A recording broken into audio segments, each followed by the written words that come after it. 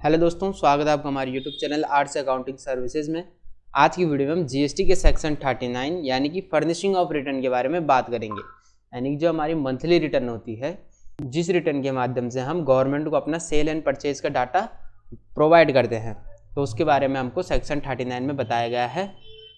तो सबसे पहला यहाँ पे introduction. Section 39 tells who has to file return, यानी कि हमको सेक्शन 39 ये बताता है कि रिटर्न किसको फाइल करनी है, which return has to be file, यानी कि कौन सी रिटर्न फाइल करनी है, व्हेन टू बी फाइल और कब फाइल करनी है, एंड रूल्स रिलेटेड टू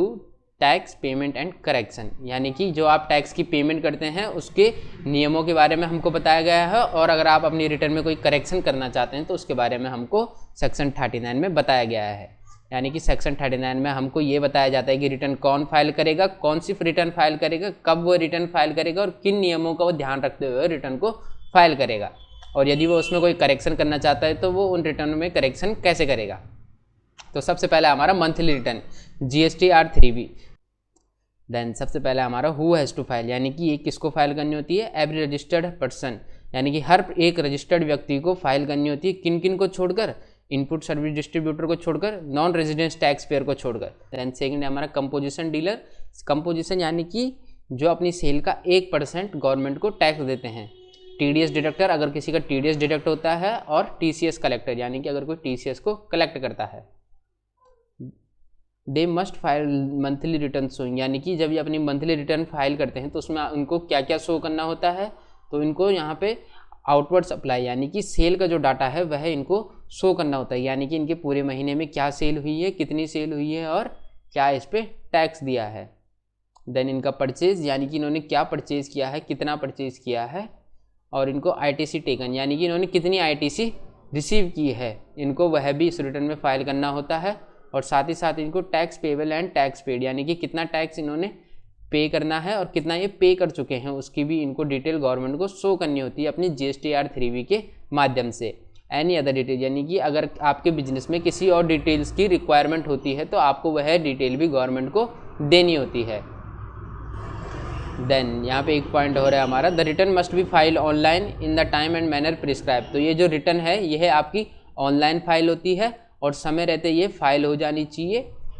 और इसका जो मेथड जो गवर्नमेंट ने प्रिस्क्राइब किया हुआ है उसी प्रिस्क्राइब्ड मेथड में आपको यह रिटर्न फाइल करनी होती है। इसका प्रोविज़न दिया गया है यहाँ पे, government can allow some tax payer to file quarterly return instead of monthly like QRMP scheme. तो देखिए यहाँ पे कहा गया है जो कि हमारे रिटर्न होती हैं, तो हम एक होती है हमारी मंथ रिटर्न जो कि हम महीने में फाइल करते हैं, दूसरी होती है हमारी क्वार्टरली जो हम 3 महीने में एक बार फाइल करते हैं। अगर कोई व्यक्ति अपनी मंथली रिटर्न से हट के क्वार्टरली में जाना चाहता है, यानी कि वह चाहता है कि मैं 1 महीने में ना करके 3 महीने में अपना डाटा गवर्नमेंट को एक साथ दूँ, तो उसका भी प्रोविज़न होता है, वह अपनी 3 महीने में रिटर्न शो कर सकता है। देन सेकेंड है हमारा कंपोजिशन डीलर। तो कंपोजिशन डीलर के लिए यहाँ पे कहा गया है, any tax payer under section 10 composition scheme must file, यानी कि जो कंपोजिशन वाले होते हैं उनको क्या क्या फाइल करना होता है। एक तो उनकी ईयरली रिटर्न जाती है जो कि GSTR 4 होती है, और जिसमें उनका क्या क्या कंटेन होना चाहिए, टर्नओवर, यानी कि उनके पूरे साल भर का टर्नओवर क्या निकल के आया है, साल भर में उन्होंने कितनी परचेज की है और क्या टैक्स लायबिलिटी उनके ऊपर बनती है। देन थर्ड है हमारा TDS डिडक्टर, यानी कि जिनका TDS डिडक्ट होता है उनको GSTR 7 फाइल करनी होती है। Person who deduct TDS section 51 must file monthly return even if no TDS were deducted in the month. तो देखिए जो व्यक्ति TDS डिडक्ट करते हैं उनको भी अपनी मंथली रिटर्न फाइल करनी होती है, और वो केवल किस केस में अपनी मंथली रिटर्न फाइल नहीं कर सकते हैं, अगर उनके पूरे महीने में कोई भी टैक्स डिडक्ट नहीं हुआ है, यानी कि पूरे मंथ में अगर उनका कोई TDS डिडक्ट नहीं हुआ है तो वह अपनी रिटर्न को रोक सकते हैं, वह फाइल नहीं कर सकते हैं उसको। देन फोर्थ है हमारा इनपुट सर्विस डिस्ट्रीब्यूटर, यानी कि ISD। Input service distributor must file monthly return with in 13 days after month and, यानी कि महीना खत्म होने के बाद, जैसे कि आपका जो जून का डाटा होगा वह आपको 13 जुलाई से पहले पहले गवर्नमेंट को देना होता है। देन फिफ्थ है हमारा non residence tax payer person, यानी कि जो non residence tax payer person होता है वह क्या करते हैं, they must file monthly return, उनकी जो मंथली रिटर्न होती है वह उनको 13 डे आफ्टर मंथ एंड, यानी कि जैसे जून का है तो उनको 13 जुलाई तक वह रिटर्न फाइल करनी होती है, या फिर 7 day after expiry of registration period which ever is earlier. तो मान लीजिए यहाँ पे कि उनका रजिस्ट्रेशन 1 जुलाई तक एप्लीकेबल था, यानी कि 1 जुलाई तक उसको मान्यता थी रजिस्ट्रेशन की, और 1 जुलाई के बाद वह रजिस्ट्रेशन उनका गवर्नमेंट के द्वारा रद्द कर दिया जाता है या रोक दिया जाता है। तो उस कंडीशन में विच एवर इज अर्लियर का कॉन्सेप्ट आ जाता है। अगर मान लीजिए 1 तारीख को रजिस्ट्रेशन कैंसिल हो चुका है उनका, तो 7 दिन के अंदर अंदर उनको अपनी मंथली रिटर्न फाइल करनी होती है, उसमें वह 13 दिन का इंतजार नहीं करेंगे। देन 6 है हमारा कमिश्नर्स पावर, यानी कि यहाँ पे कमिश्नर्स के पावर के बारे में बात की गई है। The commissioner can extend due date by issuing notification, यानी कि जो जीएसटी के जो कमिश्नर होते हैं, जो काउंसिल होता है, वह नोटिफिकेशन के थ्रू जो रिटर्न की ड्यू डेट है उसको एक्सटेंड कर सकते हैं। जैसे कि 13 तारीख अगर उसकी ड्यू डेट होती है तो वह उसको 15 या 16 कर सकते हैं। इफ स्टेट और union territory commissioner extends it is treated as extended by central government also. तो देखिए यहाँ पे कहा गया है अगर कोई स्टेट क्या करता है अपनी ड्यू डेट को एक्सटेंड कर लेता है तो उस कंडीशन में वह सेंट्रल गवर्नमेंट की तरफ से भी एक्सटेंड किया हुआ माना जाएगा। देन 7 है हमारा पेमेंट ऑफ टैक्स, यानी कि जो हम टैक्स की पेमेंट करते हैं,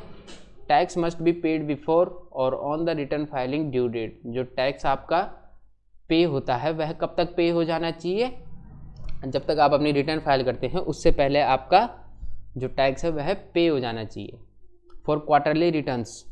QRMP दे मस्ट पे, जो क्वार्टरली रिटर्न वाले हैं उनको किन चीज़ों को ध्यान रखना होता है, either actual tax of the month, या तो अपने जो उनका एक्चुअल टैक्स बना है उस महीने का उसका पेमेंट कर दें, या फिर फिक्स्ड सम मेथड, यानी कि एक हमारा फॉर्मूला होता है fixed sum method predetermined amount, यानी कि जिस अमाउंट का वह अंदाज़ा लगाते हैं तो उस अंदाजे की अमाउंट से भी वह अपना टैक्स जमा कर सकते हैं। देन है हमारा कंपोजिशन डीलर, जो कंपोजिशन वाले होते हैं वह क्या कर सकते हैं इस कंडीशन में, they must pay tax quarterly in prescribe manner, यानी कि वह जब अपने क्वार्टर के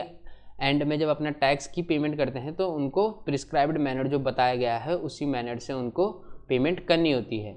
देन 8 है हमारा return to be filed with no business, यानी कि अगर आपके पूरे महीने में कोई बिजनेस नहीं होता है, किसी टैक्स पीरियड में आपका कोई बिजनेस नहीं होता है, ना सेल होती है ना परचेज होती है, तो उस कंडीशन में क्या करना होता है आपको, इवन इफ नो सेल और purchase nil return must be file, यानी कि अगर आपके पूरे महीने में कोई सेल या परचेज कुछ नहीं होती है, आपका बिजनेस नहीं चलता है, तो उस कंडीशन में भी आपको रिटर्न फाइल करनी होती है, और उस कंडीशन में आप नील की रिटर्न फाइल करते हैं। नील यानी कि ना आपकी कोई सेल हुई है ना ही आपकी कोई परचेज हुई है। देन 9 है हमारा करेक्शन ऑफ मिस्टेक, यानी कि अगर आपने किसी अपनी प्रीवियस रिटर्न में कोई मिस्टेक कर दी है तो उस मिस्टेक के रिगार्डिंग भी यहाँ पे बताया गया है। If tax payer finds a mistake in his past return he can correct it in the next return. तो देखिए यहाँ पे कहा गया है अगर कोई टैक्स पेयर अपने पिछले महीने की रिटर्न में कोई कमी पाता है तो वह उसको अगले महीने की रिटर्न में सही कर सकता है, but correction can not be made after, लेकिन वह उस करेक्शन को कब ठीक नहीं कर सकता है, 30 November of the next financial year. तो देखिए जो जैसे कि आपके 24-25 जो आपका फाइनेंशियल ईयर 24-25 है उसमें आपके अक्टूबर मंथ में कोई गड़बड़ी हो जाती है या आपने कोई गलत डाटा दे दिया है या आप उसमें कुछ अमेंडमेंट करवाना चाहते हैं, तो उस कंडीशन में क्या है, आपने अक्टूबर की रिटर्न तो नवंबर में फाइल की होगी और आपने कुछ मिस्टेक कर दी है, तो उस कंडीशन में आप अगले साल की 30 नवंबर तक उस अमेंडमेंट फाइल कर सकते हैं, लेकिन 30 नवंबर के बाद आप उसको सही नहीं कर सकते हैं। Then filing of annual return whichever is earlier, और आप एनुअल रिटर्न को फाइल करने के बाद भी इसको चेंज नहीं कर सकते हैं, विच एवर इज अर्लियर। देखिए तो अगर आपने रिटर्न फाइल कर ली है 30 नवंबर से पहले आपने अपनी एनुअल रिटर्न फाइल कर ली है, तो उस कंडीशन में भी आप अपने पुराने रिटर्न में कोई भी चेंज नहीं करवा सकते हैं। मतलब इसका मतलब ये है कि एनुअल रिटर्न फाइल करने के बाद आप अपने प्रीवियस डाटा में कोई भी अमेंडमेंट या फिर चेंजेस नहीं करा सकते हैं। देन 10 हमारा ब्लॉक रिटर्न फाइलिंग, यानी कि आपकी रिटर्न फाइलिंग कब ब्लॉक होती है, a person can not file the current return if, कोई व्यक्ति अपनी करंट की रिटर्न तब फाइल नहीं कर सकता है जब previous return are not filed, जब उसकी कोई पिछली रिटर्न फाइल ना हो रखी हो या फिर उसकी पिछली रिटर्न पेंडिंग में चल रही हो, या फिर GST R1 of that period is not filed, या फिर उसकी GST R1 फाइल ना हो रखी हो। देन यहाँ पे कहा गया है government can give relaxation through notification, यानी कि गवर्नमेंट आपको एक रिलैक्सेशन दे सकती है कि आप इतनी तारीख तक अपनी रिटर्न को फाइल कर दीजिए नोटिफिकेशन के थ्रू। जैसे कि आपकी ड्यू डेट 14 तारीख की थी, लेकिन गवर्नमेंट क्या करती है आपको थोड़ा टाइम दे देती है, ऐसे बोलती है कि 20 तारीख तक आप इसको फाइल कर लीजिए, यानी कि आपका टाइम एक्सटेंड कर सकती है गवर्नमेंट। देन 11 है हमारा 3 ईयर लिमिट, यानी कि यहाँ पे 3 साल वाली लिमिट के बारे में बात किया गया है। A return can not be filed after 3 year from the due date, but government में allow filing after 3 year for special case. तो देखिए जैसे कि आपकी जुलाई मंथ की कोई रिटर्न है, जुलाई 24-25 की आपकी रिटर्न फाइल नहीं हो रखी है, ऐसे करते करते वह 3 साल आगे चली जाती है। जैसे कि जुलाई 27-28 आ चुकी है तो आप अब उसकी रिटर्न फाइल नहीं कर सकते हैं, क्योंकि जो आप 3 साल के अंदर अंदर अपनी रिटर्न को फाइल कर सकते हैं, लेकिन 3 साल के बाद अपनी रिटर्न को फाइल नहीं कर सकते हैं। बट गवर्नमेंट में allow filing after 3 year for special, और किसी स्पेशल केस में आपको गवर्नमेंट यहाँ पे भी रिलैक्सेशन दे सकती है कि आप 3 साल के बाद भी अपनी रिटर्न फाइल कर सकते हैं। तो दोस्तों आज की वीडियो में बस इतना ही।